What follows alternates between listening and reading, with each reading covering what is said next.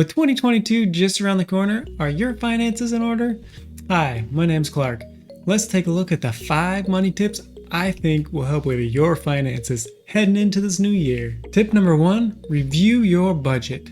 Look back at 2021 and see where your money's going. Are there areas where you're spending money that don't really bring you joy? These would be the first areas I would recommend that you cut back on. I know I personally have some areas to work on, so take a look and see what you can do. Now don't go crazy here. Just like fad diets don't work, neither does extreme budgeting. Set up a budget that allows you to live the life you want while still being able to save for your future. This will make it sustainable in the long run. For your 2022 budget, make sure you're funding that emergency fund while also putting money away for any trips or big events you have coming up. Your bank account is going to thank you for planning ahead.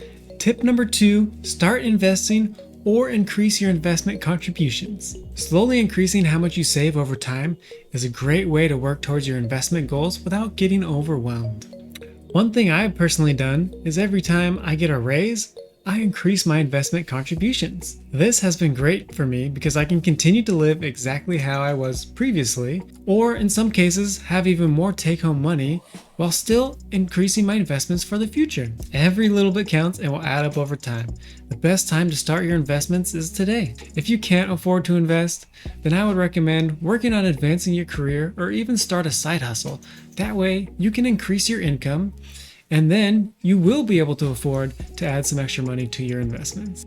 Tip number 3 is going to be to rebalance your portfolio. 2021 has been a wild ride in the stock market. Some things have been going up like crazy, a few things have been going down, some stuff to the side, and your portfolio might be out of whack. I personally like to check my investment allocations at the end of the year and just see if anything is out of balance. A quick, simple example is if your portfolio is 60% domestic stocks and 40% international stocks, and this year domestic stocks have performed very well and they're now 70% of your portfolio, you're going to want to sell some of those and get back to that 60-40 ratio instead of being 70-30. If your portfolio is out of whack and you do need to sell and buy investments, I personally would recommend doing it in a tax advantage account such as a 401k, IRA, or Roth IRA. This way you will not be hit with a big tax bill when tax season comes around. I am not a tax professional, so make sure you contact a professional to help you do what is best for your situation. Tip number 4 is going to be to automate your investments. This one should be pretty easy. Once you have your budget set up, you should know exactly where your money needs to go. Here's an example of what I do with my paychecks. So when I get the paycheck, 401k and taxes have already been deducted. From the amount I receive, a portion of it automatically gets put into a bank account. This account is used for paying my normal bills and expenses. Another part of the paycheck goes into a separate account. From this account, money is automatically transferred to my Roth IRA and invested in funds. This way I max out my Roth IRA every year without having to do anything. You can automate any savings like this. You could do an emergency fund, travel fund, a big purchase fund, anything. Tip number 5 is going to be to earn some credit card points and get some free stuff.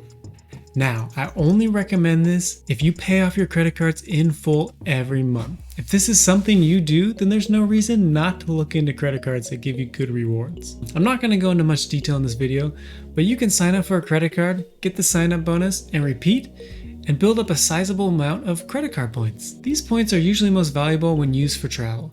So if travel is something you love doing, then you should definitely look into this. If you don't want to sign up for multiple cards, then just pick one or maybe even a few cards that give you cash back on items you regularly spend money on. One of the easiest cards to use is the Citi Cashback card. You get 1% cash back on anything you buy, plus 1% back when you pay it off. So this is 2% back on all purchases. Getting a few percent back may not sound like a lot, but over time, it adds up. If you do go down this credit card route, never increase your spending just to get more points. This will never work out in your favor. Those are the 5 money tips I'm going to be using heading into 2022. If you have more tips, leave them in the comments below. If you had a good time, like and subscribe, and I'll see you next time.